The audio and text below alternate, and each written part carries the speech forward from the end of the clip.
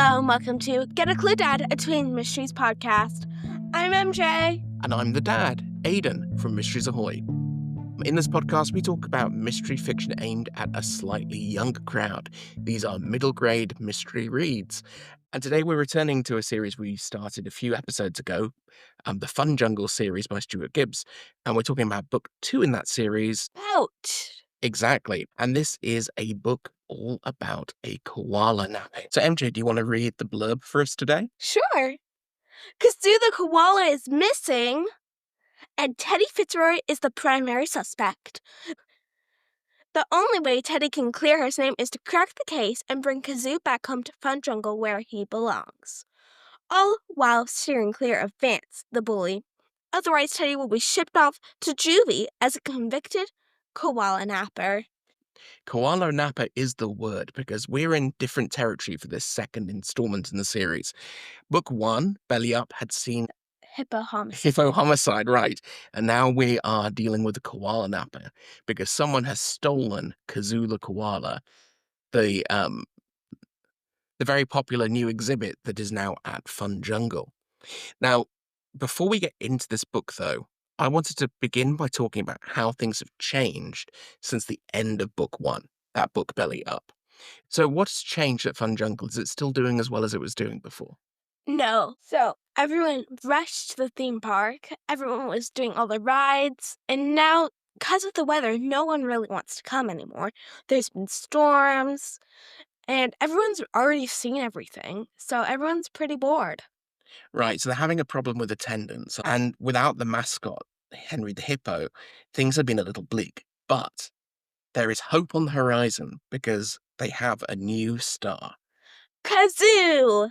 And what kind of animal is Kazoo? The cutest animal because of their eyes. Mm-hmm. Koala.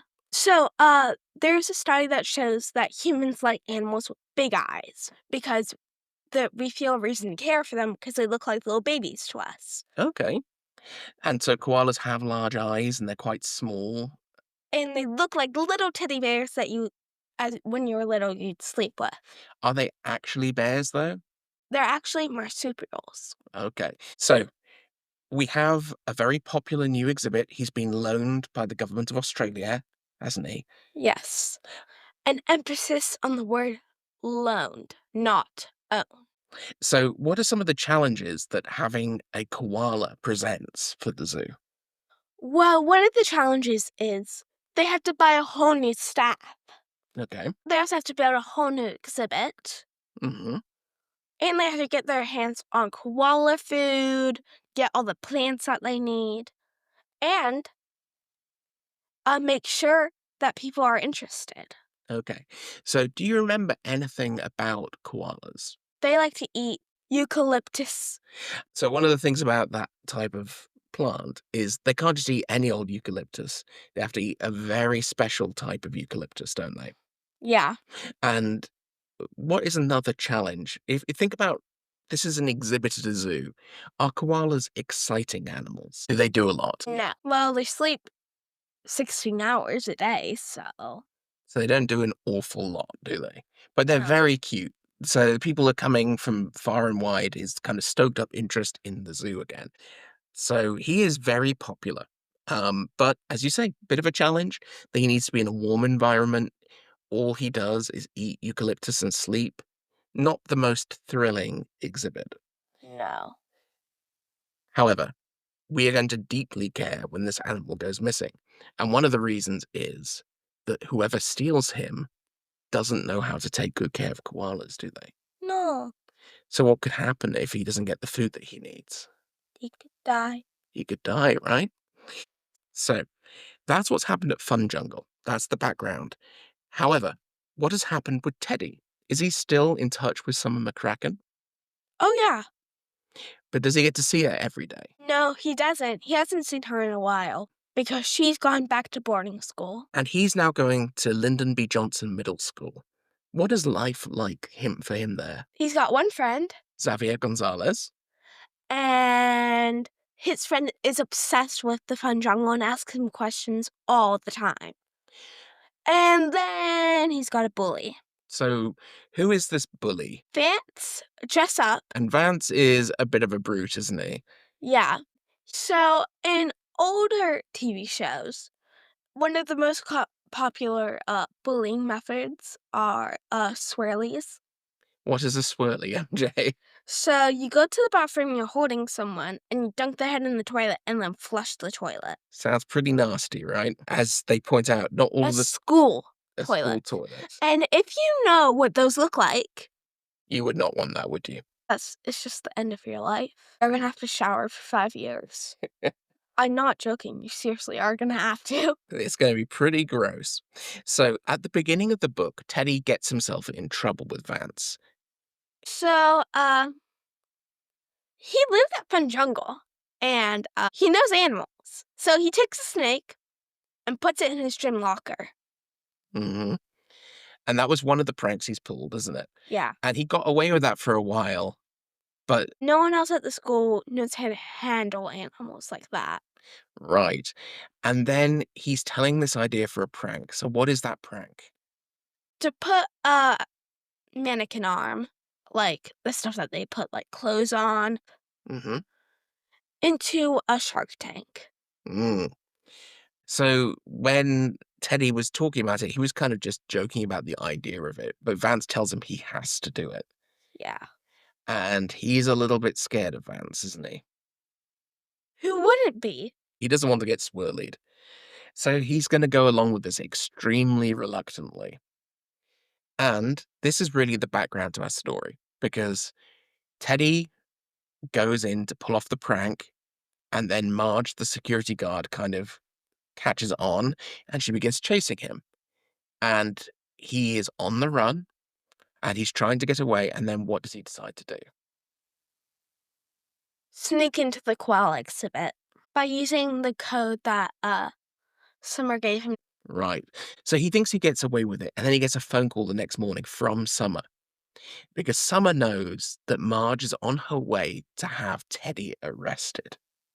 Why are they going to arrest Teddy? Oh, you remember how I said that Kazoo the koala got missing in the beginning? She thinks he did it. And why does she think that? Well, because he hid in the koala exhibit, and he was wearing his school backpack. And when he left, it could have looked like Kazoo was in his backpack. Right. So they find that Kazoo is not actually inside the exhibit the next day. A koala falls off one of the branches, and when they look at it, it's not really a koala at all. It's a stuffed toy that's been bought at the gift shop. Now they go and check the security cameras, and what do they see on the security camera? Teddy inside the exhibit coming out with a backpack. Right. So see him go in, they see him come out. They've got cameras covering all of the entrances. They don't have a camera inside the exhibit, which is a bit of a problem. But we do have security footage from every entrance to that exhibit. And Yeah. that only shows Teddy going into the exhibit where we know he saw the grey fur of the koala, and then him coming back out. Yeah. So we have an impossible crime. He. So this is a type of impossibility that you sometimes find when some space has observed entrances that no one could go in or out. We've got a high-tech solution here. We've got cameras and we have to trust that the footage is correct, and it is. But then there's the mystery about how does someone get in and out of the koala exhibit with a koala without being seen if it's not Teddy. Now, before we get to discussing that in our spoiler section, I want to take a step back and reflect for a moment on Teddy's behavior. So, this was something that was in the first book and is definitely also present in the second book. One of the reasons that he's in trouble in this book is that people expect him to be kind of bad because he has history of behaving badly at FunJungle. He pulls pranks all the time. Monkey poo? Exactly. And are those pranks good-natured? No. Who's the only person who's usually laughing in these pranks? Him and the monkeys. So he sometimes pulls these pranks because he's annoyed with people. Yeah. He- Marge. One of the reasons that he's going to wind up in trouble in this book is that he has no goodwill. Most of the people there are frustrated with Teddy, even if they like him a little bit. That's going to have really quite serious consequences for some of the other people in his life. What could happen to his mom and dad? They could get fired. His little harmless pranks could result in his parents losing their jobs. So, what do you think about Teddy as a main character? Is he someone that you like? Do you see good in him? A little. At least he's protecting the animals. Right. I think he probably likes him a little more than people, doesn't he? A little. I think that he does care about his parents. I think he just doesn't think about the consequences of what he's doing. And does he want to pull that Shark Tank prank? No. He doesn't. So he's already kind of realizing that there should be some limits on his naughtiness. What did you think about this as a story? I thought it was good. I like the plot. I wish that we had seen a little more summer in the book. I like that the koala doesn't die. Yeah. It was nice to have the animal survive the story, right? Koalas are too cute to let their fate be in doubt. Yes. I like Marge being the head officer. So you like that she was a more direct antagonist here. Do you think that she is a villain? I think she's doing her job badly. If you have a suspect, don't just stop investigating everyone else. She refuses to believe it could be anyone other than Teddy, right? Yes. Even when But you need to question, why would Teddy do it? Also, how would he do it? right. You have Is he lots of stupid enough to steal an animal that he knows will die if he takes it? and he has no way of getting rid of it, and there's no evidence he tried. Yeah. The only evidence that they end up getting Is a backpack that could have been filled with textbooks. Also, every kid has a backpack when they come home. So half of those kids there could have done it. so lots of reasons to look elsewhere, but she never does she? No.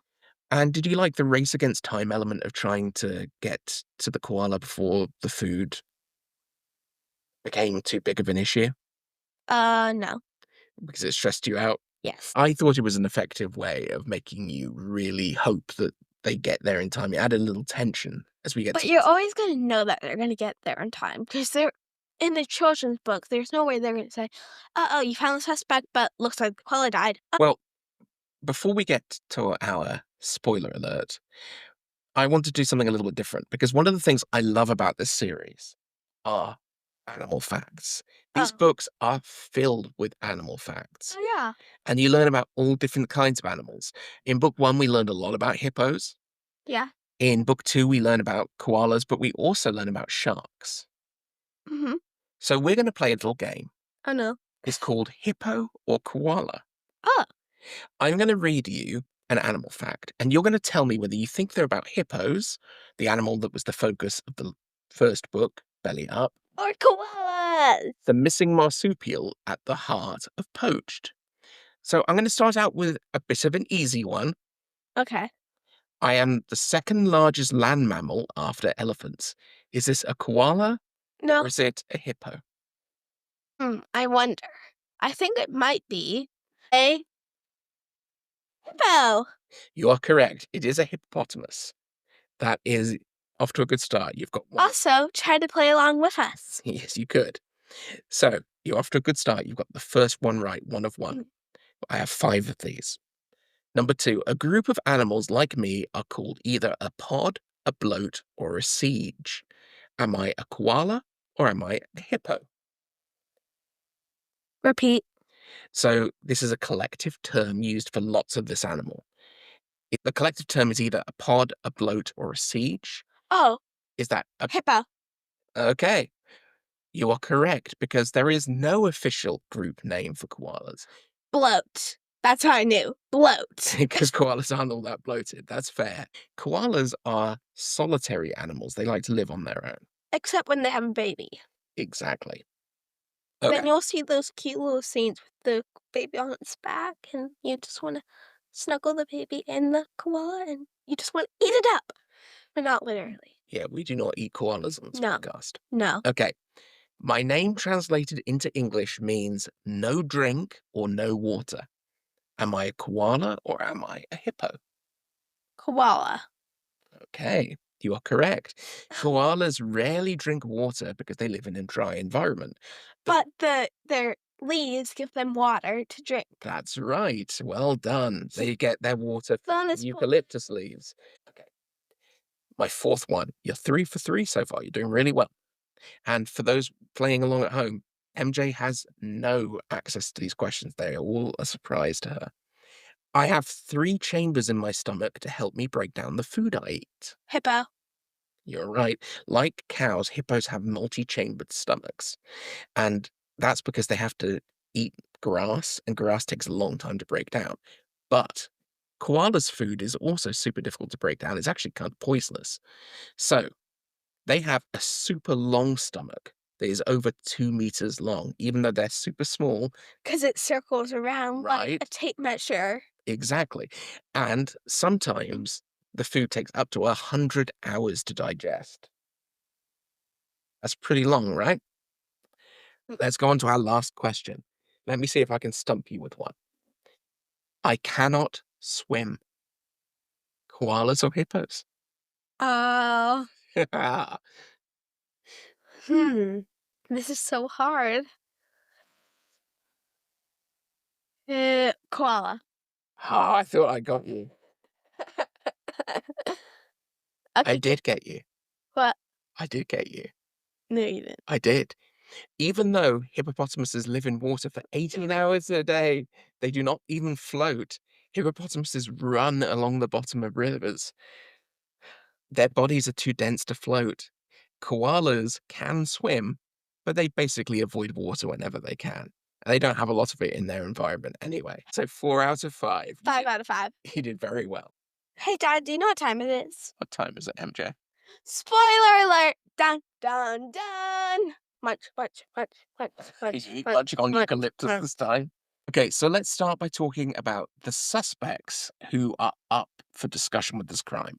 Our first one is someone called Freddie Malloy. He thinks that Kazoo has ruined his career because he's been working with like these dangerous animals. And he kind of got fired from that job. And then Kazoo immediately came up and he thinks that he got replaced with Kazoo. So when they didn't have Henry the Hippo anymore, they needed something to draw people in. And Freddie's idea was, if I get all of these really dangerous animals to come up on stage with me, Yeah. people will be really interested to know what they do, and I can teach them about them. But he kind of thought to himself, just looking at the animals isn't enough. They need to be doing dangerous stuff. And as a result, what's happened to him? He's lost 5. So, what did you think about that as a possible motive? Did you buy it? No. If he thinks Kazoo ruined his career, why would he take Kazoo with him? Hmm. If he hated Kazoo. Well, let's move on to our next suspect that gets mentioned, Charlie Connor. Now, this is someone who was in the last book. Yes. Who is Charlie? Charlie is the mascot who played Lizzie the Liz. And why is he angry at FunJungle? Do you remember what happened to him in the last book? Marge falls on him and injures him while he's in his costume at the funeral, doesn't she? Yeah. So he's expecting a big payout. He tries to Sue them. he has been mentioning that he has a secret scheme where he can make a lot more money from FunJungle. Who is Flora Hancock? Flora is this rich, like, kind of heiress old lady who loves exotic animals. Because who wouldn't? So the thinking here isn't that Flora did the crime herself. It's that she paid someone else to do it. So it could be Freddie or Charlie doing it for her, couldn't it? Yeah. And that would increase the scheme that Charlie had. Now, there are a few other people, though. One of them is an orange-hatted man that we see going around the exhibits. Hank the Tank. And who is Hank? He works for one of JJ's enemies / other like Sioux theme parks. Right. So he has a secret plan to try and make his theme park more successful by making FunJungle worse. We think that might be stealing a koala. Yeah. But is it? No. What does he actually plan? Sabotage the shark exhibit. He wants to cause damage and say that someone could have got hurt. Exactly. So he tries to set up a situation where it's going to look like FunJungle has been irresponsible again. Now, this sets up one of the more exciting parts of the book. Back with the first book, Belly Up, I mentioned how much I loved the Black Mamba sequence where the snake got free, and that was very tense. Yeah. Something just as tense and exciting happens in this book. What is that big sequence here? Teddy is like on the run from Marge and he goes into the koala exhibit. Well, that happens again. Marge finds him and he's running away and he goes into the shark tank. And he's going through that path and then they see the bomb and it's about to explode and explodes and they're in the water with the sharks. Right. So uh, the tunnel explodes, Mm-hmm. and they know it's about to explode. So Teddy tells them what to do, doesn't he? Yeah. Stay as far away from the sharks you can. Make sure you don't have any cuts on you and don't let them smell blood. It's a pretty good plan. But as you say, there's the chance they might get cut. Sharks only attack if they smell blood Right. because they can't really see that much. So they They hunt use their through sense of smell. So if they smell blood, they think, oh, feeding time. Let's go get our food. So even though they naturally aren't that interested in humans as a food source, Yeah. it might cause them to go a little bit crazy and start attacking wildly. Yeah. So it's a pretty exciting, tense moment, I thought. Yeah. Perhaps not quite as tense as the snake, but maybe that just reflects that I'm slightly more scared of snakes than sharks. I thought it was tense because the warning that one of them could drown and weigh the other person down. Oh, yes, because they're handcuffed together, aren't they? Yeah. So it's all pretty tense. And I think that it's another example of how you're kind of always learning about animals in this series. I thought it was interesting to find out about shark habits and the different attitudes of sharks. Yeah, like how some are more dangerous. And the ones that I have, the most dangerous one is Bull shark. the bull shark. Yeah. So it's a fun sequence. I thought it was quite exciting when they had to kind of go up initially to get some extra air and then swim up again.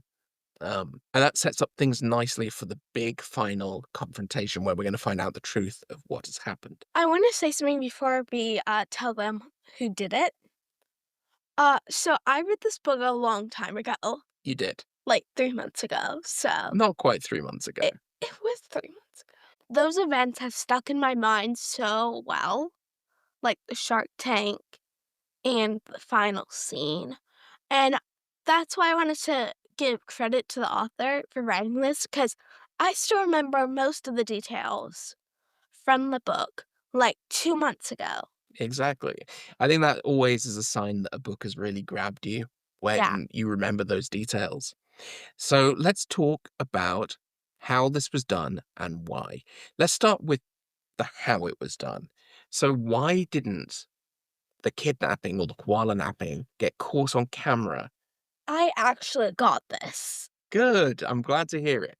Yeah. Tell me how it's done.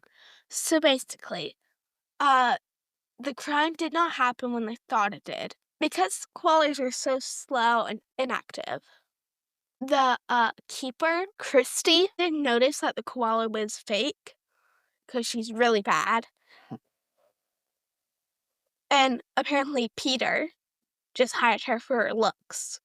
Right. So he thinks that she's pretty. This is the PR man for the FunJungle. And he thinks that the fact that she's very attractive means that people will want to spend time with her and find out about the animal, even if she's not very good at taking care of animals. And she's been a little bit irresponsible. What did she do? She left the door open. She left the door open when she left work the night before. And who was passing? Well, let's come back to that. So she left the door open the night before. Hmm. And that means that the camera footage we're looking at is shot at the wrong time, right? Yeah. If we had watched the camera footage from the night before, we would have found out the truth. Yeah. What did you think about that as a solution? I thought it was actually very smart. I found it out because I was thinking it couldn't have been done the day after.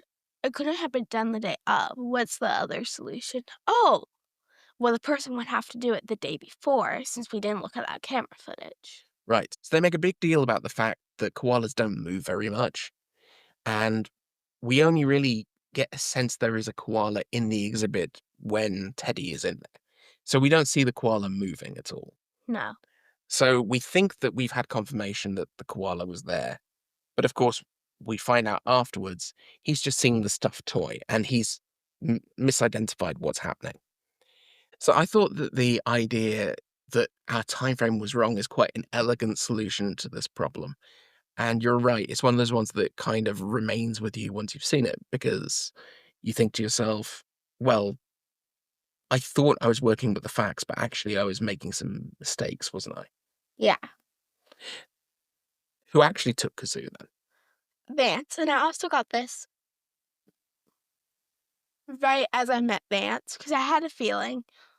You know what? You know what's probably gonna happen? I feel like the person that he hates is gonna be the person who is guilty. Really? Okay, I didn't get there, so I'm impressed that you did. But there are some fair play clues that I should have picked up on. What is one of them? He injured his hand. Between the first and second time that Teddy speaks to him about the prank that they're going to pull, Vance has got injuries to one of his hands. Now, Teddy thinks that this is just a result of him being a bully, doesn't he? He Yeah. thinks that he's been beating up kids. But in actual fact, that isn't the case. He No. was bitten by the koala. No, scratched and bitten. Scratched and bitten, that's right. It's like, take a bite, scratch, scratch, scratch. Take a bite, scratch, scratch, scratch. Exactly. So lots of reasons for us. And people really don't understand how dangerous koalas can be. Well, because they're not naturally, Move. they don't spend a lot of energy. They don't come into contact with people very much. But When they they do. they don't want to be hurt, do they? No, they don't. And Vance was trying to shove him in a bag. Exactly. So he had got this plan that he was going to go and get a stuffed koala from the zoo. Yeah. Why did he want to do this? To woo Violet.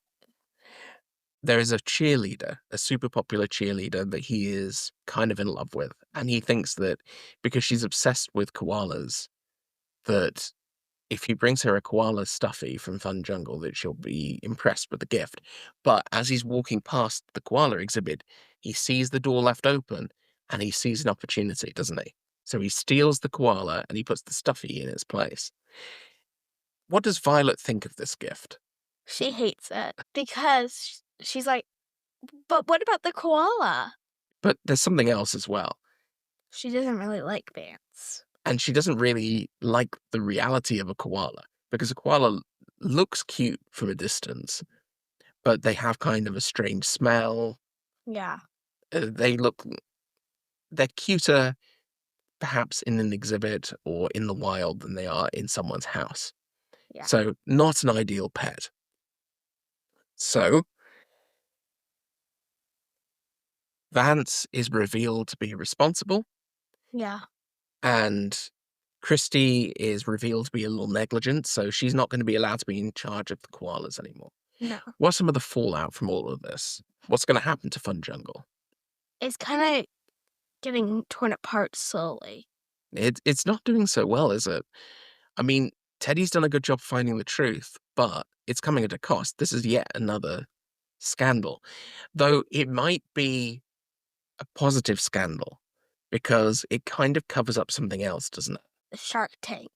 And the Shark Tank thing is actually way more problematic for the zoo. The idea that one of its exhibits might be dangerous, even though it wasn't really, it was just an act of sabotage. I think that would have been the end of the zoo. What are some of the other impacts, though? Summer comes back, and the popular cheerleader gives Teddy her number. Okay, so we've got a potential love triangle here, haven't we? Though I don't think there's much question about which of the two girls Teddy is more interested in. So that is the end of Poach. Are you looking forward to reading the third one in this series? Yes! Well, before we get to it, we had previously said we were going to be going back to Welton 1 for the next installment of our podcast. But I think that you've read another book that I should probably read first for that. It was so good. It was so good. Well, we're going to read the next. This one's way more action-packed than the first one. Okay, so I'm going to read the second book in the Enola Holmes series. He's read. Nancy Springer. Yes, you've already read it. That is The Curse of the Left-Handed Lady, because you've read ahead in that series, and probably it's better to try and do these while it's still fresh in your mind. Yeah. But We'll come back to Wells and Wrong, we promise. so I think that wraps things up for today. Yeah. So we'll see you in the next one, and don't forget to follow and like and maybe share a comment. We'll see you next time. Signing out. That was Get a Clue, Dad, a Tween Mysteries podcast from Mysteries Ahoy. Today we were talking about the book Poached by Stuart Gibbs, book 2 in the FunJungle series.